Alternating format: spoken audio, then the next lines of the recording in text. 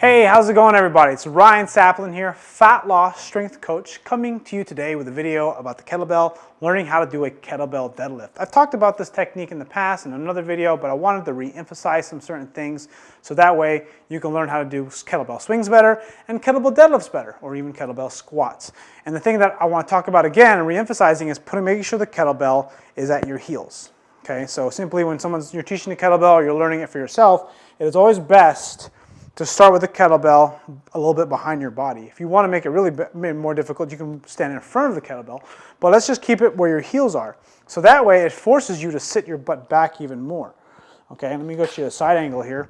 So that way you reach down for the kettlebell, you stick your butt back, you sit, and then you pick up the weight, and then you come up, just like that, And then what we're trying to do is, again, focus on pushing the hips back, stretching out the hamstrings, activating the glutes, and more importantly, keeping the core tight. So that way, when they pick up the weight, because if my core is not tight or my upper back's not tight, what will happen is even if I pick up the weight or I pick up the weight loose, I'm going to end up rounding the upper back, or what's going to end up happening is the kettlebell will drift forward. So let's see if I can simulate this. If the kettlebell is back here, it's probably a little bit better if I use a heavier weight to kind of show this.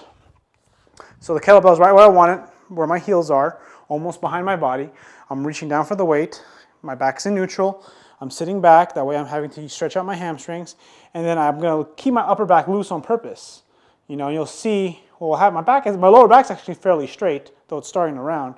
And then I don't get the ideal position. So really what you want someone to do is kind of pull their shoulder blades back, drive them into the sockets almost, and then have them sit back, grab the kettlebell, pinch those shoulder blades together a little bit, and then come up.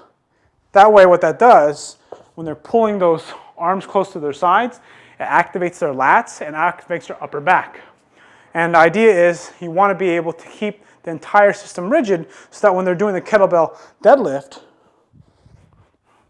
they can activate their hamstrings and glutes.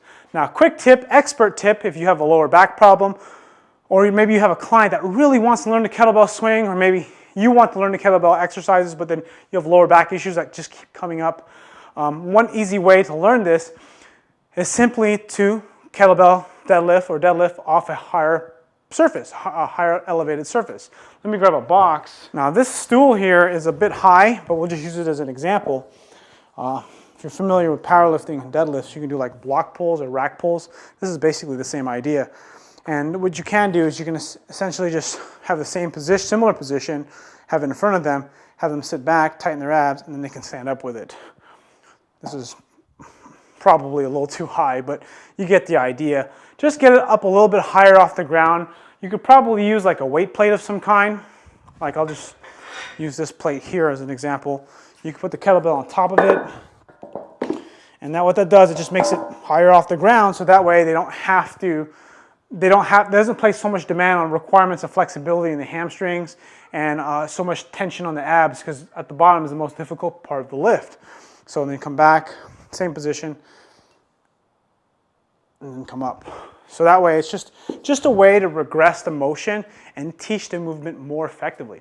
Anyways, I hope you enjoyed this video. Click like if you haven't already. Subscribe if you're not a subscriber. And if you want a free kettlebell workout, click here to get a free kettlebell workout. Or if you're on mobile, check the links in the description. Thanks for watching. Comment below if you got a question, and I'll see you all in the next video.